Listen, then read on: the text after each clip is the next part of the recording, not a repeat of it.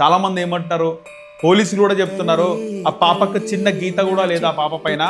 అంటే గొడవల తోపులాట్లో 2 నెలల పసికందుకి లోపల పార్ట్స్ ఏవి దెబ్బతిన్నాయి. 2 డేస్ తర్వాత ఆ మహిళ చెప్తుంది, ఆ పాలు తాపించడానికి నేను పాలు తాగిస్తుంటే పాలని బయటకు వచ్చేస్తున్నాయి, లేపితే లేవట్లేదు, చనిపోయింది పాప అని. కులహంకారం. నిజంగా హిందువులందరూ బంధువులు, హిందువులందరూ ఒకటే, క్యాస్ట్లు పక్క పెట్టాలి, హిందువులు అందరం ఏకతాటిపైన రావాలంటారు.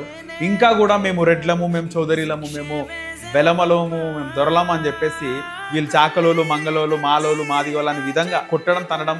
అంటే వాళ్ళని అంటే ఎవరు ఏమనరు, వాళ్ళని కొడితే ఎవరు వస్తారు. పాప చనిపోయింది బాధాకరం. కానీ వెంటనే విశారదన్ మహారాజు గారు ఆయన బయటకు వచ్చి ఆయన అప్పటిదప్పుడే ఆ పోలీస్ స్టేషన్కి వెళ్ళి ఇంకా ఎందుకు అరెస్ట్ చేయరు, ఒక చిన్న అమ్మాయి పసికందు చనిపోయింది, వాళ్ళు ఇంకా ఎందుకు అరెస్ట్ చేస్తలేరు, వాళ్ళు శ్రీనివాస్ రెడ్డి అయితే ఏంది, తుకారాం రెడ్డి అయితే ఏంది, వాడు సర్పంచ్ అయితే ఏంది, అరెస్ట్ చేయాలి కదా, మీరు ఏం చేస్తారని పోలీసులో నిలదీసినారు. ఇప్పటికే తీన్మార్ మల్లన్న కూడా అక్కడికి పోయినాడు, ఆ తుకారాం రెడ్డి ఇంటికి పోయినాడు.